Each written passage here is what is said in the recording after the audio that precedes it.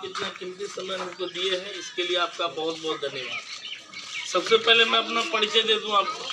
मेरा नाम उत्तम कुमार मंडल हुआ और मेरा घर मनसाही प्रखंड के लहासा फुलारा घर हुआ। इसका मैं बच्चा हल्ला नहीं करेगा। इस कंपनी में हम विगत 7 साल से हैं। ये 2023 में मेरा 7 साल हो गया और इस कंपनी में हम MR के पोस्ट पे हैं, मार्केटिंग डेवलपमेंट रिप्रेजेंटेटिव। तो हमारा काम क्या है, किसान के बीच में जाना। ज़्यादा हमको किसानों से मतलब रखना है।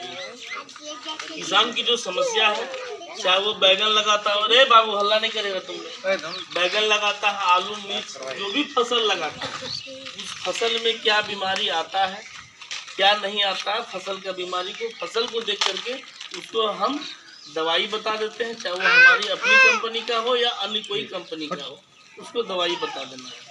एक प्रकार का अगर हमको कहते हैं तो फसल का एक मेडिकल प्रैक्टिशनर हो गया। जिस तरह से आपका मेडिकल में होता है ना डॉक्टर साहब, उसी तरह हम फसल का एक प्रैक्टिशनर हो गए। तो आज हमारा आने का रीजन क्या है, थोड़ा सा पीछे से लीजिएगा, सबका आ गया। तो मेरा आने का मतलब क्या है, तुम लोग गुनू मेरा आने का मतलब क्या है, आगामी 15 अक्टूबर को हमारा मार्केट में बीज आ जाता है। ठीक है, तो हम मक्का लेके आए हैं। मक्का के साथ साथ हमारा दवाई भी है। तो सबसे पहले हम जिस मक्का को लेके आए हैं वो हमारा पायनियर का P3532 नया मक्का आया है। तो ये P3532 जो नया मक्का आया है, उसके बारे में हम आपको चर्चा करते हैं। उपज की नई परिभाषा हमने 30-92 दिया आपको, 35-22 दिया हमने आपको, 33-55 दिया हमने आपको। सबका पैदावार आप ले और आप देखें कि नहीं भाई 30-92 लगा के भी पैदावार ली। फिर हमारा 35-22 आया, आप उसको भी पैदावार ले लिए। फिर हमारा 33-55 आया, आप उसको भी पैदावार ले लिए। तो सवाल ये होता है कि पायनियर जो है वो दर साल दर एक ऐसा हाइब्रिड आपको ला के देता है कि आपका ज़्यादा पैदावार हो। क्योंकि हमारी ज़मीन रोज घटती है, बढ़ती नहीं है।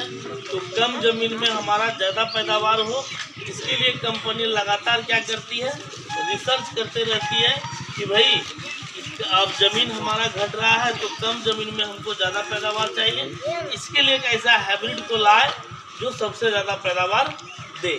तो ये P3532 नया हाइब्रिड आया है। पिछले साल हमने 2 हाइब्रिड को दिया था डेमोस्ट्रेशन के लिए, एक 35-36 और एक 35-32। 36 हमारा क्लिक नहीं किया। तो ये एक जगह लगाने से नहीं होता, पूरा ऑल ओवर बिहार में इसकी रिजल्ट आने चाहिए। तो 32 का रिजल्ट बहुत अच्छा है। तो इसका खासियत क्या है, इसका एक समान बेलना आकार का भुट्टा होता है। एक समान बेलना आकार का भुट्टा, इसका मतलब ये हो गया, बेलना आप देख रहे हैं जितना मोटा पेना में रहता है उतना मोटा जो है ऑलरेडी वहाँ तक भी रहता है, ऊपर तक भी रहता है। तो कहने का मतलब हुआ बेलना आकार होने का मतलब क्या हो गया कि भुट्टे का जो दाना है जो नीचे में होगा वही ऊपर में भी होगा, उतना लंबा चौड़ा दाना ऊपर में भी होगा। ज़्यादा सेलिंग परसेंट, सेलिंग का मतलब हो गया 84 से 85 इसका सेलिंग आता है।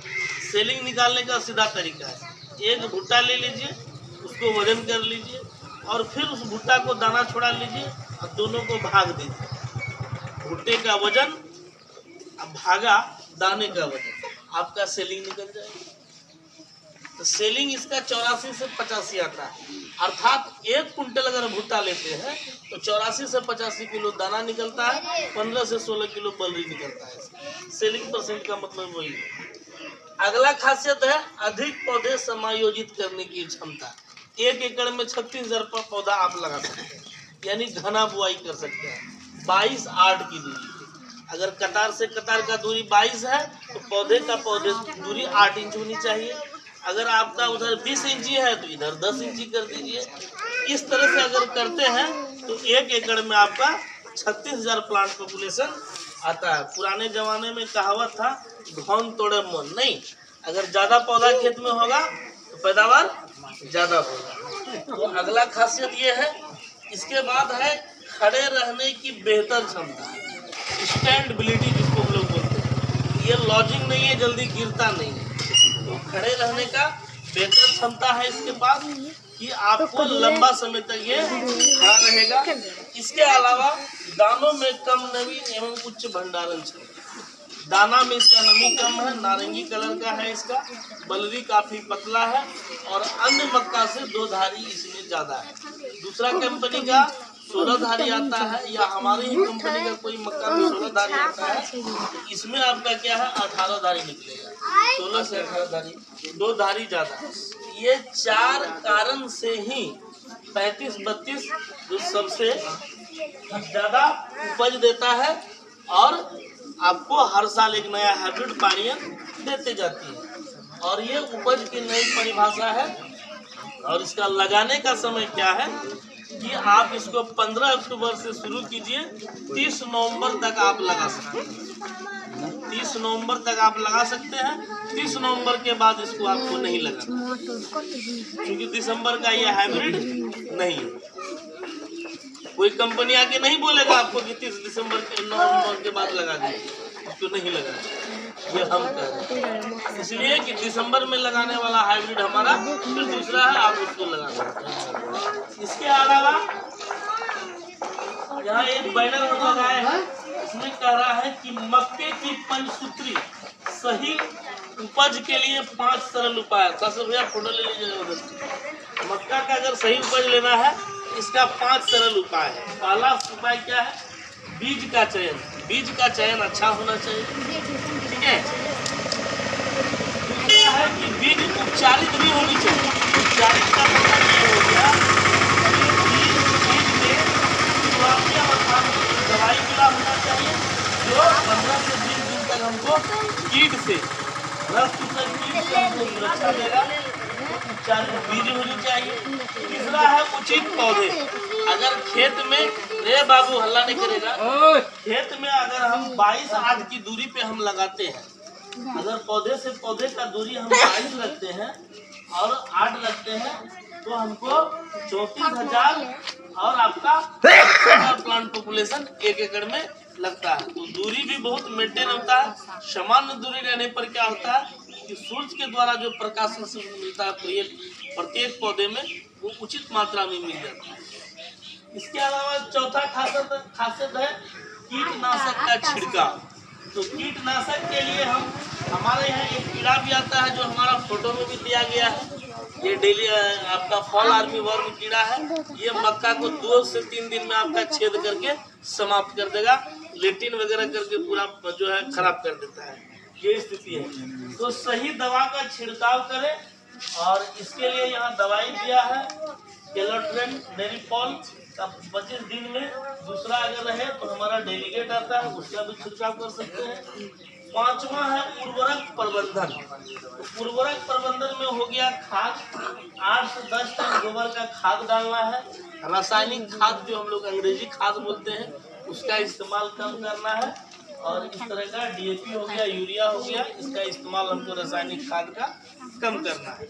तो अब क्या है, इसमें 2 चीज हम बता रहे हैं कि अगर मान लेते जो किसान गाय पालता है वही गोबर दे सकता है।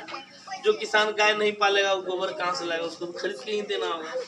तो गोबर अगर आपका मिलता है तो ठीक है, नहीं तो मेरा एक जाइम आता है, जो एक विदेशी शैवाल का पौधा से बनता है, हुमिसिल GR ग्रेनुअल।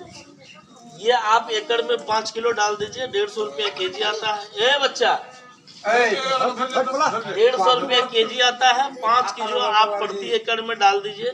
चाहे आप आलू लगाते हैं, बैगन लगाते हैं, मिर्च, गोभी, टमाटर, मक्का, धान, गेहूं जो भी लगाते हैं, 5 किलो प्रति एकड़ के हिसाब से डाल दीजिए इसको।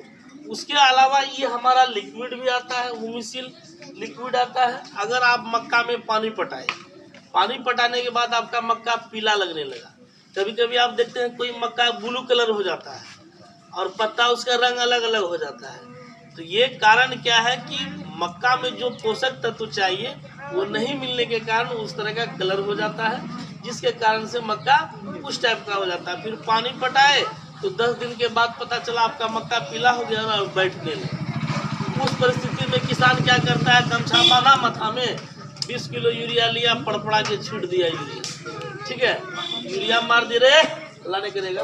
यूरिया मार दिया, लेकिन वो सोल्यूशन नहीं है।